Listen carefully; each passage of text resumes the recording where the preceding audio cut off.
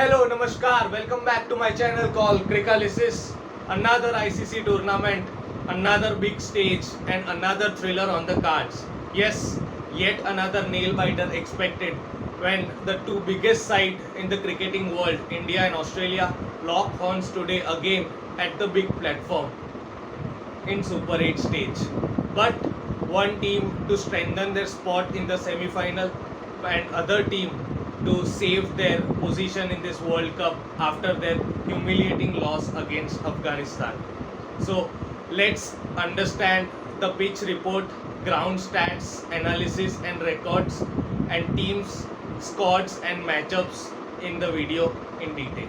तो इस सेगमेंट में गाइस हम लोग डिस्कस करने वाले हैं pitch report, ground dimensions, ground conditions and statistics and related records at this ground. Starting with the ground is called as Darren Semis Stadium, located in St. Lucia. The capacity of this ground is 13,000.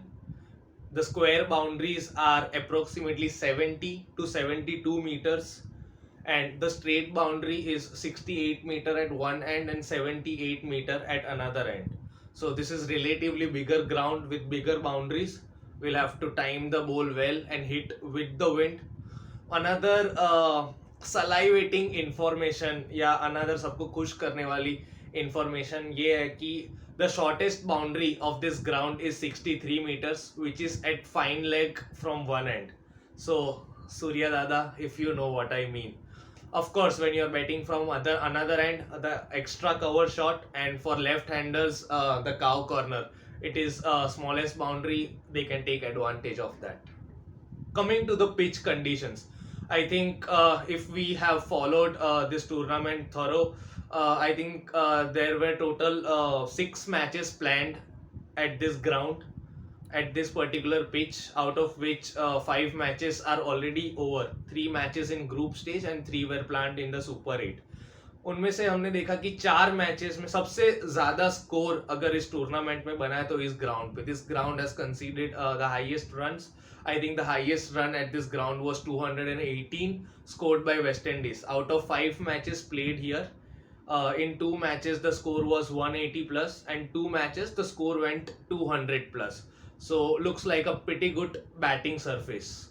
But what the difference we saw is in the 5th match, where the pitch became relatively slower and drier. We analyzed it further and found out that पहली 4 matches में match रात को हुई थी, तो there was no sun, pitch को dry होने का मौका नहीं मिला, and it was relatively flat or hard, you can say, throughout the 40 overs, and it was just a day for batsmen to analyze the condition once and then hit the gaps and can score a lot of runs.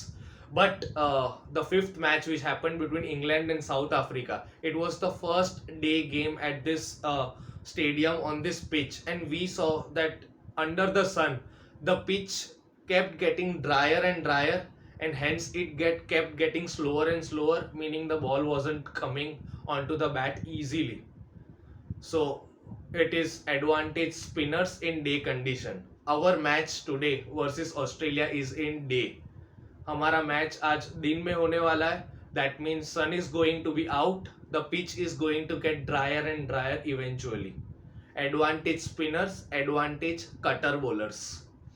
So I think the smartest decision on this pitch will be to come bat first, analyze the situation well and score more and more runs, come in second innings, bowl cutters, bowl good spin deliveries, bowl on the correct length and defend the target. The biggest example of this was the match between England and South Africa, where South Africa scored roughly somewhere around 163, 164, maybe somewhere 10 runs shorter, but they in tandem, especially Kagiso Rabada and Keshav Maharaj, bowled really well their cutters and their leg finger spin deliveries and defended the target really well. I think India would have already seen that match, and they can take example from that match in today's condition. Average first inning score as this ground is 161. So I think best for Indian team is to come out, get lucky to win the toss, bat first, score around 170s. I think 180, 185 will be par.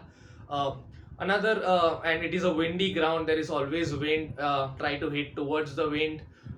Pace bowlers can take advantage of the windy conditions with their fast deliveries in first 6 overs. So in this segment, guys, we are going to discuss about the team possible combination and their matchups. Starting with India, I think pretty balanced side. As we all know, we have been cruising and winning the tournament till now. But one thing I want to pinpoint, I don't know if we are noticing or not, that India is playing that cricket which we call baseball for England. Fearless cricket the West Indians used to play, not caring about the run rates or anything, just hitting from the word go, from right from the first batsman to their seventh or eighth batsman. Probably why India is playing the batting depth. We have seen our batters coming in and just showing that intent of hitting from the ball one. T20 is all about that fearless kind of cricket. Everyone blames India, that India is the team who always plays the conservative cricket. But India has come out of that box and they are playing that cricket which is required for T20. A great adaptation to the condition. I think a lot of applause or lot of credit goes to Team India's coach, management, and captain for this. Second thing, I think in today's match, let's not feel intimidated. We are a good side. Let's be confident about the condition, play to our strengths, and we have a good net run rate as well. So nothing to worry about as well.